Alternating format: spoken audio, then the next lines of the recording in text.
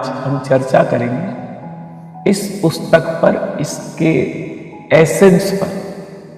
मैं हूं अपने भाग्य का निर्माता।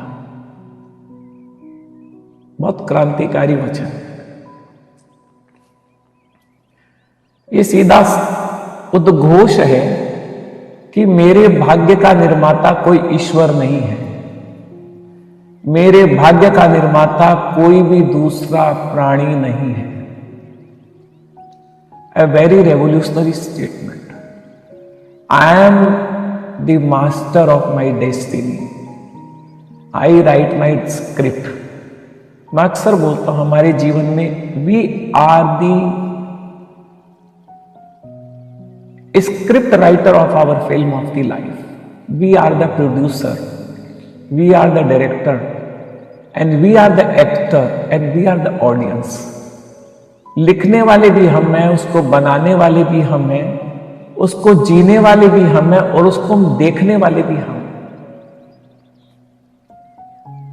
हम चूंकि पुरुषार्थ नहीं करना चाहते तो हर बार दूसरों पर छोड़ देते हैं कि हमारे जीवन की दशा है वो इसके कारण भी, सरकार के कारण भी, पॉलिटिकल टर्मोइल के कारण भी है, या ईश्वर पर छोड़ देते हैं।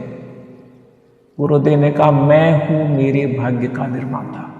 I am the master. अद्भुत किताब, बार बार पढ़ने जैसी है। इसमें जो सबसे ज्यादा झकझोरने वाली बात गुरुदेव ने कही वो है आदमी जीवन तो जीता है, हम सब जीवन जीते हैं, पर हम जीवन को जानते नहीं हैं। जीवन क्या है? कुछ प्रश्नों के उत्तर हमारे पास है ही नहीं। किसी से पूछा जाए what is life and what is death, जीवन क्या है हमें नहीं पता। हम कहां से आए हैं हमें नहीं पता। हम क्यों आए हैं हमको नहीं पता। हमको कहां जाना है हमको नहीं पता। देखे तो अज्ञान का चरम है।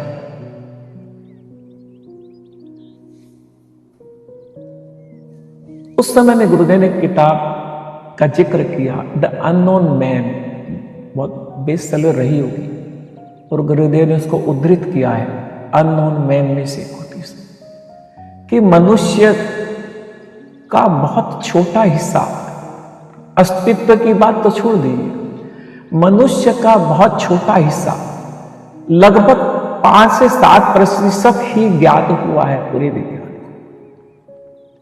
जो ज्ञात है बहुत छोटा बिंदु है,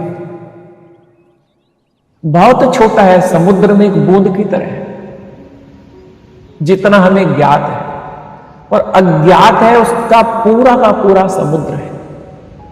एक तरफ ज्ञान का एक बूंद है और एक तरफ अज्ञात का पूरा समुद्र है। क्योंकि ज्यादा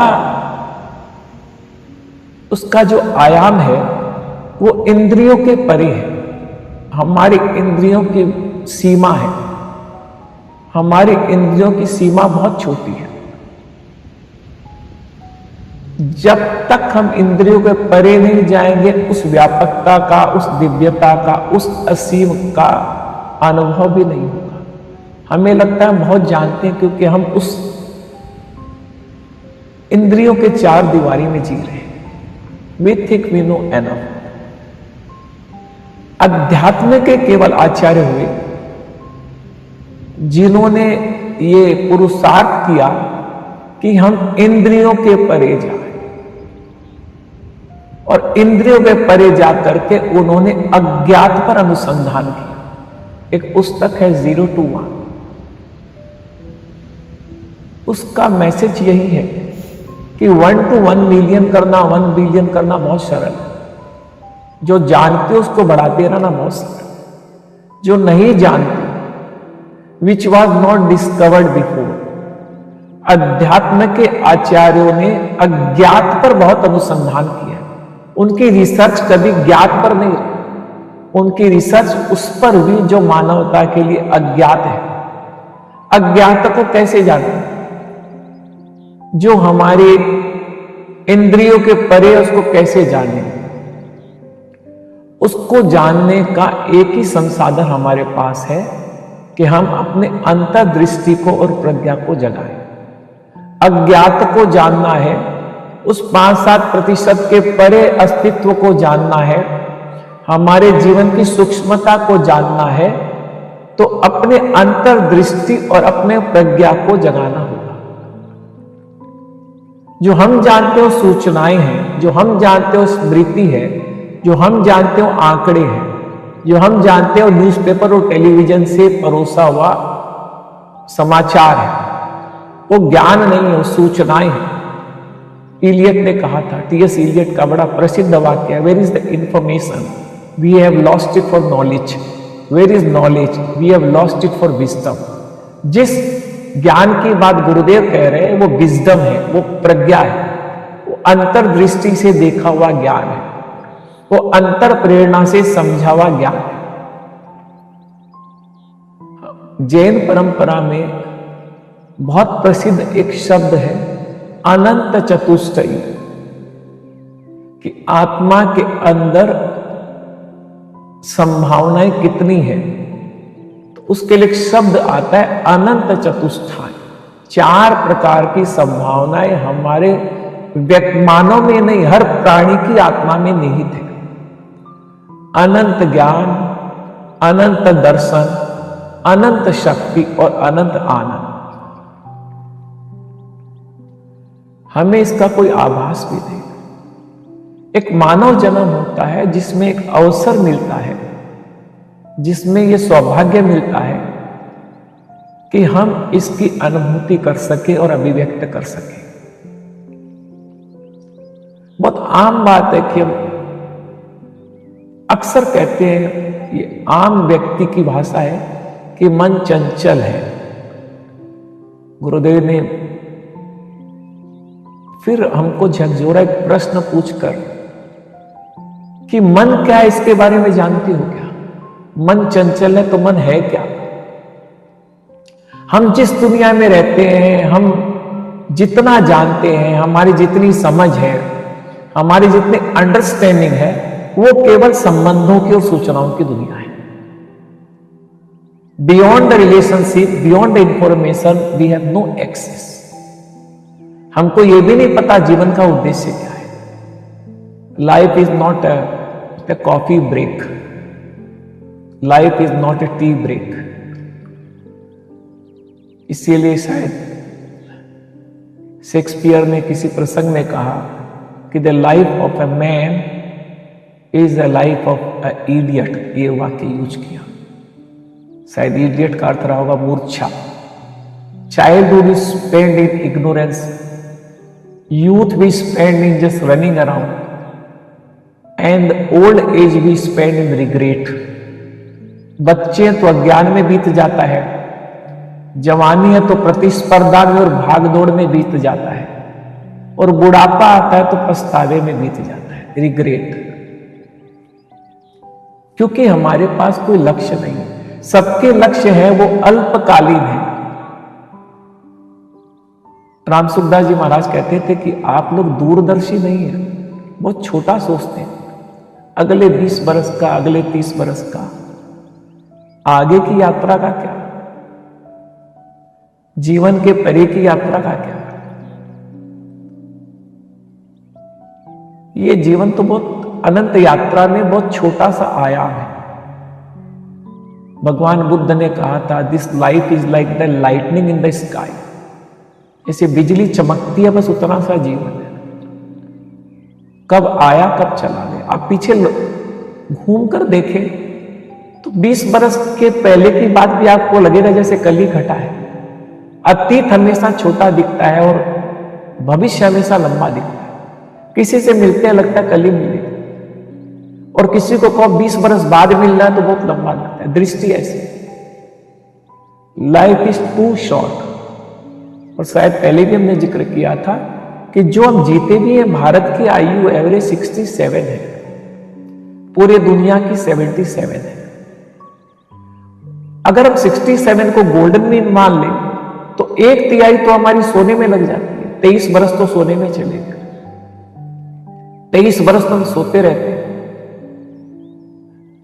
अगला 1/3 हमारे कोई मेल है तो अपनी नौकरी पे, बिजनेस में, हाउस वाइफ है तो अपना घर चलाने में 23 वर्ष वो लग जाते हैं।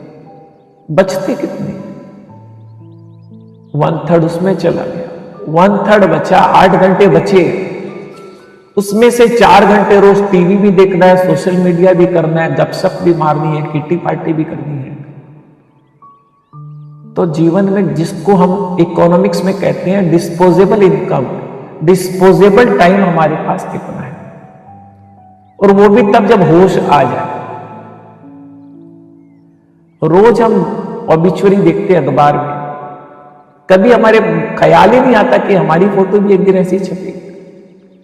हमारे भी तीसरे दिन लोग देखेंगे, कब शोक सभा खत्म हो तो हम जाएं। हमारे लिए भी बोलने वाले के पास 1 मिनट से ज्यादा कुछ होगा ही नहीं।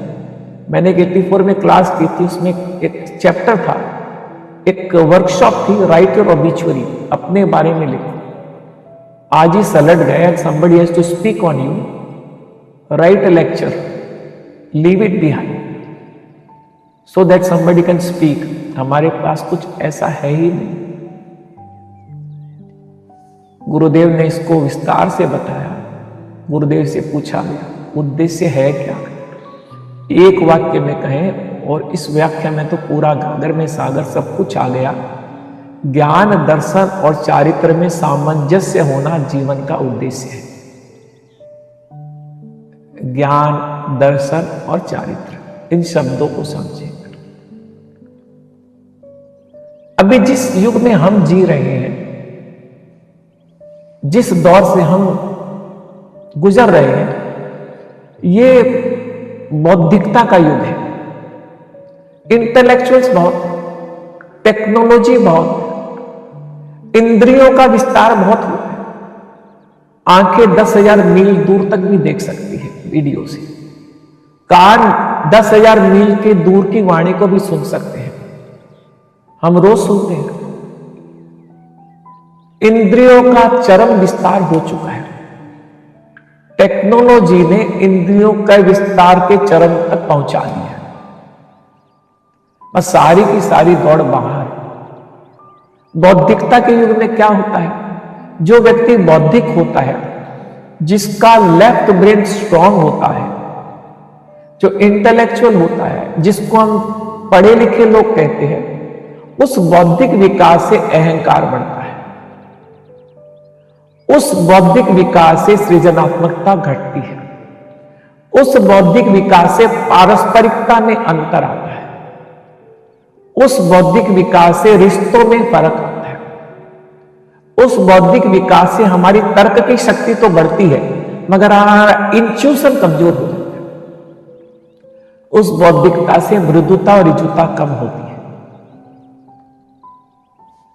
ये सब हम देख रहे हैं, ये एक सिद्धांत की बात है।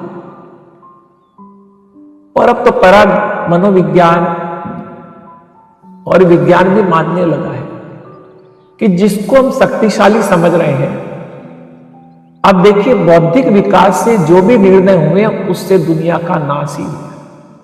आत्मिक विकास से जो भी इजाद हुआ है, जो भी सिद्धांत बने हैं, उससे दुनिया का कल्याण हुआ। बौद्धिक विकास से जो भी सिद्धांत बने हैं, जो भी निर्णय हुए हैं, अंततः उससे मानवता का नाश हुआ है, मानवता का विनाश हुआ है। केवल बौद्धिकता अधूरी ही नहीं है, केवल बौद्धिकता बहुत खतरनाक है, और वो खतरा हम देख रहे हैं। मानवता विध्वंस के कगार पर है। हमारे रिश्ते सूख चुके हैं। हमारे पास कोई डायरेक्शन नहीं, हमारे पास कोई रोल मॉडल नहीं है कि आदर्श जीवन कैसा हो। और यह भी सिद्ध हो गया मेडिकल साइंस से कि स्थूल शरीर और ये स्थूल मन, जिसको कॉन्शियस माइंड कहते हैं, जिस पर हम जीते हैं, ये बहुत कम शक्ति वाला है, ये बहुत फ्रेजाइल है। मूल शक्ति जो है 95% का संचालन करने वाला हमारा सूक्ष्म शरीर है, और साइकोलॉजी बोलती है हमारा सबकॉन्शियस और अनकॉन्शियस माइंड है। प्राचीन भाषा में इसको एक शब्द में कहते थे, हमारा तेजस शरीर, वो पावरफुल है। हमारे स्थूल शरीर की सारी गतिविधि को ड्राइव हमारा तेजस कर रहा है, हमारा सूक्ष्म शरीर कर रहा है। सारी की सारी धाराएं वहां से निकल रही। ये सूक्ष्म शरीर क्या है? सूक्ष्म शरीर के पीछे कौन सा फोर्स काम कर रहा है? सूक्ष्म शरीर को हम कैसे रेगुलेट करें? सूक्ष्म शरीर तक हम कैसे पहुंचे? इसकी चर्चा हम नेक्स्ट क्लास में करेंगे। आज इतना ही पचा ले तो बहुत है। सुधा बहन इस पर ही चर्चा करें, हम धर्म चर्चा करें, अद्भुत है। मेरे को लगा कि हम एक एक सूत्र को लेकर चर्चा करें, जग छोड़ने वाले। और मैं सोचता हूं ये शॉक थेरापी है। जैसे मूर्छित व्यक्ति को, पागल को करंट की जरूरत है, हमको ऐसे ज्ञान की जरूरत है। We are like the misguided missiles. सब भटके हुए लोग हैं। और अंग्रेजी में कहावत है ना, blind man leading to a blind man. एक अंधा दूसरे अंधे को राह दिखा रहा है। हम जगें और औरों को जगाएं। इसी भाव के साथ ओवर टू सुधा बहन। Thank you.